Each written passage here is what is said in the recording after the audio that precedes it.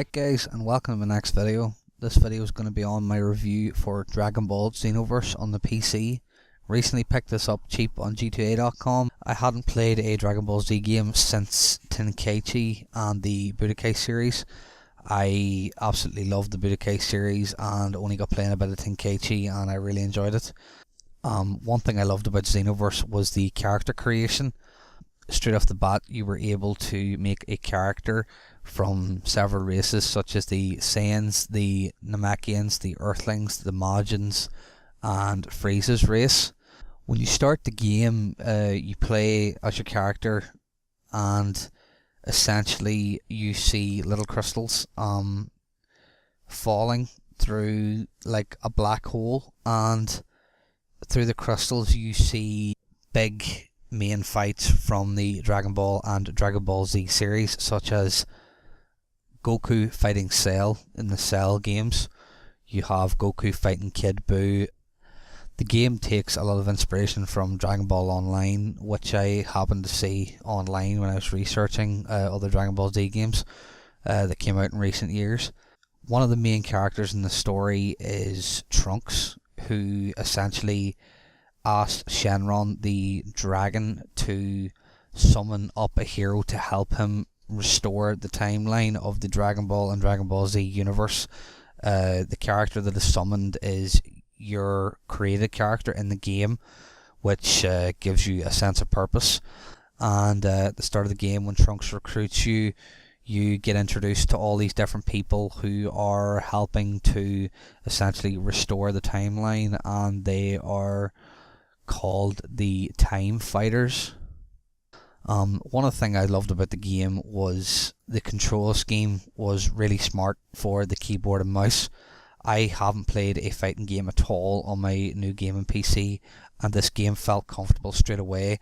Although when I started playing, I didn't go through the combo lists and I was just kind of like flicking random buttons like the left and right click, and then eventually, using certain keys like Control, Q and E and things like that would be implemented and used in a lot of games.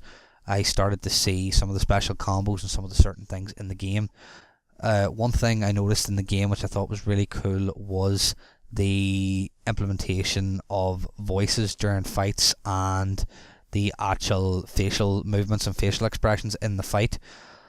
Some of the maps and the arenas of the fights are vast. They are really, really big, and obviously there's ground and air combat.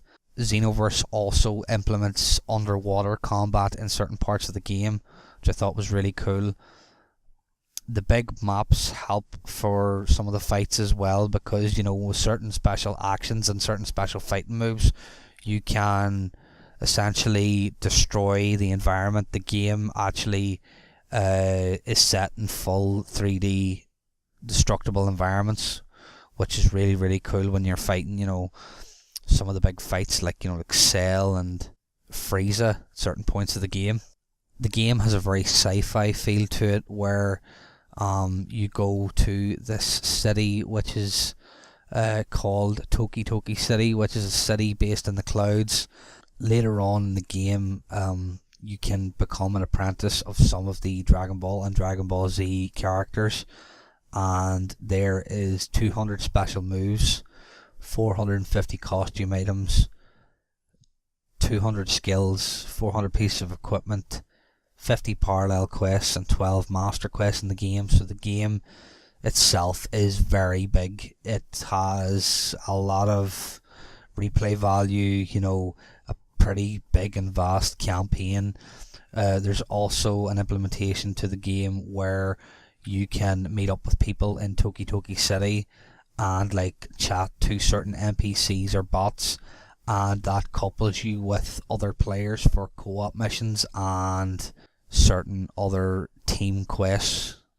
There's also the addition of team tournament combat, where you can register a team for the PC or Xbox One or PS4.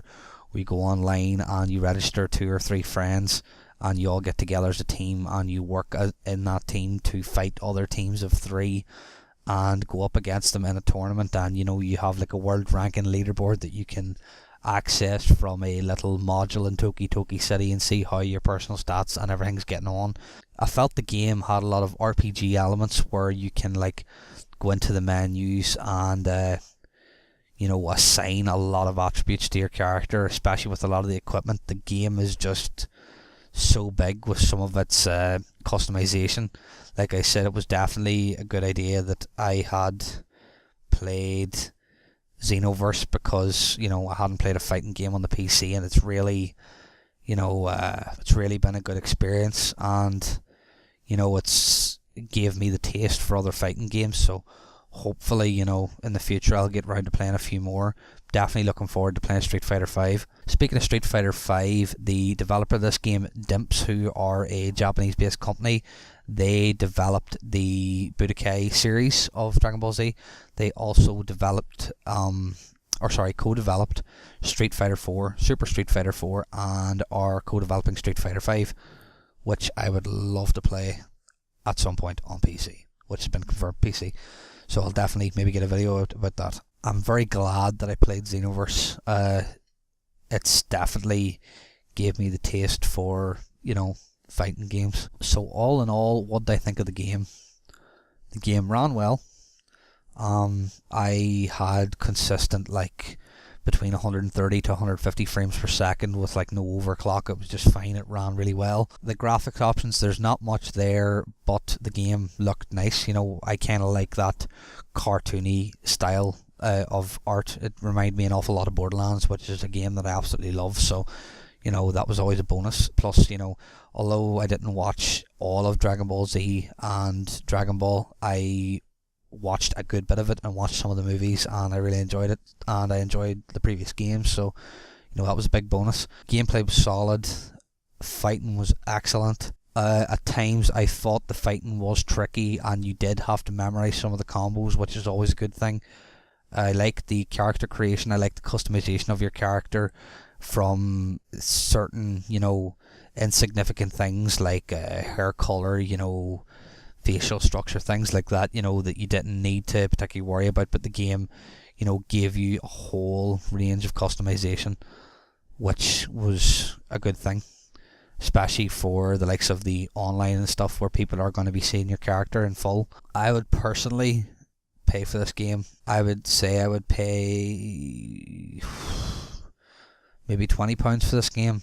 I wouldn't say it's worth full AAA title price at launch. I wouldn't say it would be the $60. I would go $30, 20 quid, that kind of price range.